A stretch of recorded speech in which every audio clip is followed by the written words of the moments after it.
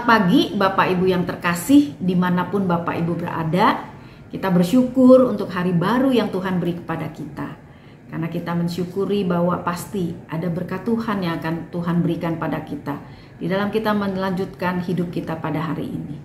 Kita menyadari bahwa kita ada sekarang ini semua karena berkat dan anugerahnya.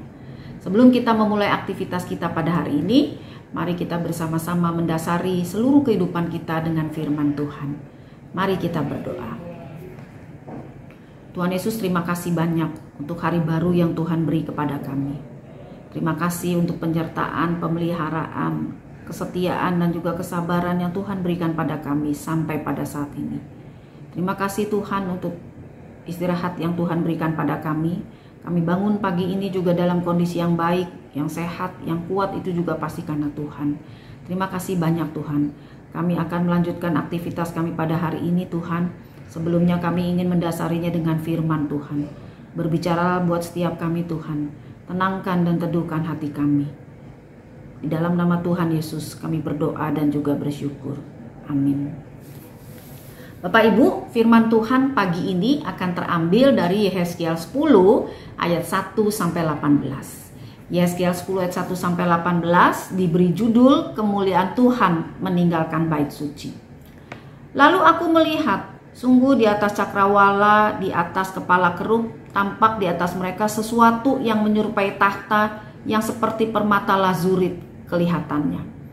Maka ia berkata kepada orang-orang yang berpakaian lenan itu, masuklah ke bawah kerub dari antara roda-rodanya, dan penuhilah rangkup tanganmu dengan bara api dari tengah-tengah kerub itu, dan hamburkan ke atas kota itu. Lalu aku melihat dia masuk. Kerub-kerub itu berdiri di sebelah selatan bait suci. Waktu orang itu masuk ke tengah-tengah rodanya, dan segumpal awan memenuhi pelataran dalam pada itu kemuliaan Tuhan naik dari atas kerub, dan pergi ke atas ambang bait suci. Dan bait suci ini dipenuhi oleh awan itu, dan pelatarannya penuh dengan sinar kemuliaan Tuhan. Suara sayap kerub itu terdengar sampai pelataran luar seperti suara Allah yang maha kuasa kalau ia berfirman. Ia memerintahkan kepada orang yang berpakaian lenan itu, ambillah api dari tengah-tengah roda-rodanya, dari tengah-tengah kerub itu. Maka yang berpakaian lenan ini pergi berdiri di samping salah satu dari roda-roda itu. Lalu seorang kerub itu mengulurkan tangannya dari tengah-tengah kerub ke api yang ada di tengah-tengah mereka. Diambilnya sedikit dan ditaruhnya di dalam tangan yang berpakaian lenan. Orang ini menerimanya dan pergi. Pada kerub-kerub itu tampak yang menyerupai tangan manusia di bawah sayap mereka. Aku melihat, sungguh di samping kerub-kerub itu terdapat 4 roda. 1 roda di samping seorang kerub, dan roda-roda ini kelihatannya seperti kilauan permata pirus. Kelihatannya keempatnya adalah serupa, seolah-olah roda yang satu di tengah-tengah yang lain. Kalau mereka berjalan, mereka dapat menuju ke 4 jurusan tanpa berbalik kalau berjalan. Karena tempat mana yang dituju oleh yang di muka, kesitulah pergi yang lain-lain tanpa berbalik kalau berjalan. Seluruh badan mereka, punggungnya, tangannya, sayapnya, dan roda-rodanya penuh dengan mata sekelilingnya. Ya, roda-roda mereka berempat juga. Aku dengar bahwa roda-rodanya disebut puting beliung. Masing-masing mempunyai 4 muka. Muka yang pertama adalah muka kerub. Yang kedua adalah muka manusia. Yang ketiga ialah muka singa. Dan yang keempat ialah muka Raja Wali. Kerub-kerub itu naik ke atas. Itulah makhluk-makhluk hidup yang dahulu kulihat di tepi sungai Kebar. Kalau kerub-kerub itu berjalan, roda-roda itu juga berjalan di samping mereka. Kalau kerub-kerub itu mengangkat sayapnya untuk terbang dari tanah, roda-roda itu tidak bergerak dari samping mereka. Kalau kerub-kerub itu berhenti, roda-roda itu berhenti. Kalau kerub-kerub itu naik ke atas, roda-roda itu sama-sama naik dengan mereka. Sebab roh makhluk-makhluk hidup itu ialah di dalam roda-roda itu. Lalu kemuliaan Tuhan pergi dari ambang pintu bait suci dan hinggap di atas kerub-kerub. Sekali lagi Yehezkiel 10 ayat 18. Lalu kemuliaan Tuhan pergi dari ambang bait suci dan hinggap di atas kerub-kerub. Bapak Ibu, renungan pagi kita pada hari ini berjudul kemuliaan Tuhan. Kita memahami bahwa bait suci adalah tempat di mana Tuhan berada.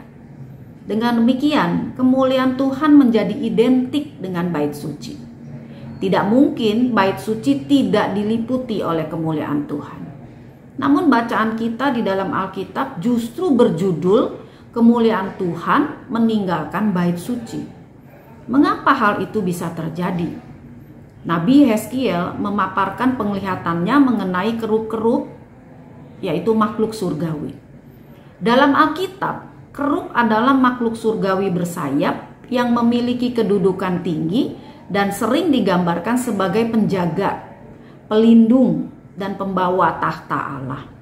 Peran utamanya adalah menjaga pintu masuk Taman Eden, mendukung kendaraan tahta kemuliaan Tuhan, dan menghiasi tabut perjanjian Tuhan sebagai simbol kehadiran ilahi. Kerub sering digambarkan memiliki 4 wajah, yaitu wajah singa, wajah lembu, manusia, dan Raja Wali. Dikatakan bahwa kemuliaan Tuhan pergi dari ambang pintu bait suci dan berhenti di atas kerub-kerub. Yeskiel 10 ayat 18. Kemuliaan Tuhan tidak lagi tampak di bait suci, karena umat Israel yang seharusnya hidup menjalani perintah Tuhan justru hidup di dalam kejahatan dan juga di dalam dosa. Hidup kita seharusnya memancarkan kasih dan kemuliaan Tuhan. Saat kita hidup dalam dosa dan kejahatan, maka kemuliaan Tuhan tidak tampak di dalam keseharian kita. Ketika kita lebih mengumbar keinginan daging, kita bernafsu untuk memenuhi keinginan diri kita sendiri, kita sibuk dengan diri sendiri, kita harus berhati-hati. Jangan-jangan kemuliaan Tuhan telah menjauh dari hidup kita. Hidup kita harusnya mencerminkan kemuliaan Tuhan. Sebagai anak-anak Allah, kita tidak hanya dipanggil untuk percaya, tetapi juga memantulkan kemuliaan Allah dalam setiap aspek kehidupan kita.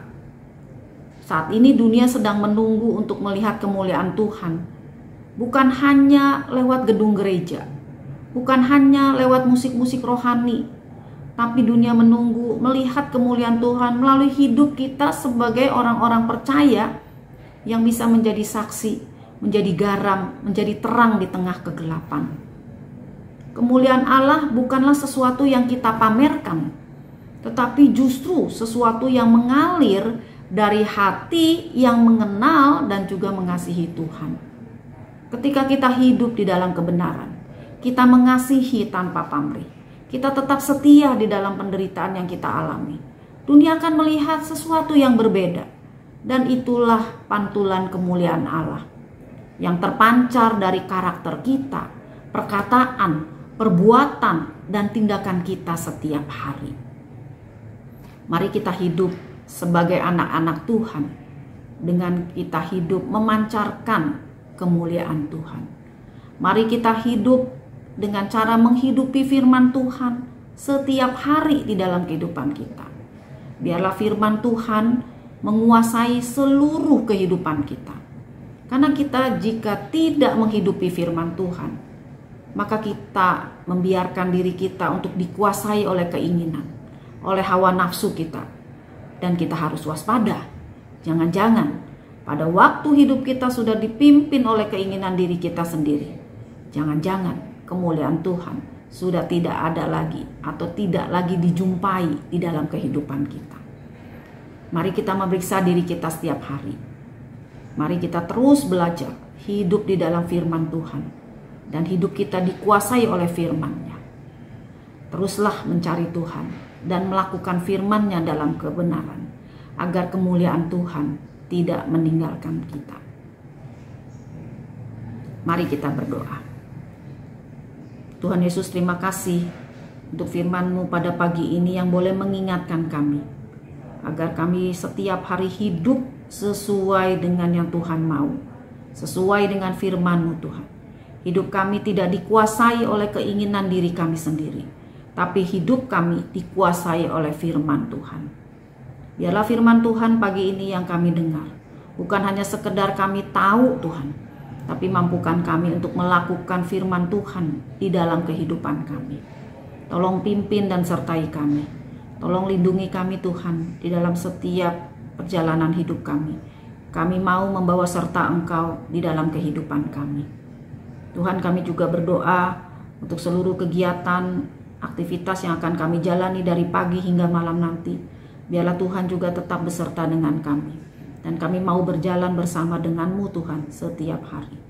Kami berdoa juga buat saudara-saudara kami yang mungkin saat ini sedang sakit, sedang juga di dalam pergumulan, juga mungkin di dalam kedukaan yang mereka alami. Tuhan, biarlah Engkau juga terus menolong dan juga menyertai. Biarlah Engkau juga terus hadir di dalam setiap kehidupan kami.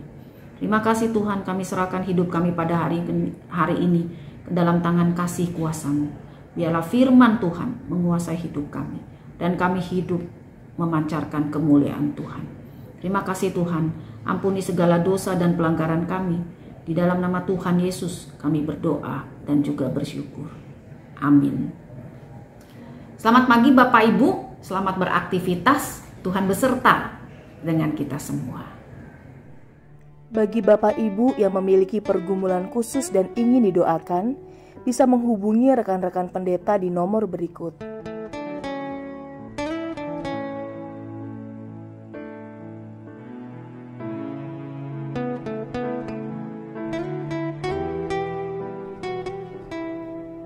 Tuhan Yesus memberkati.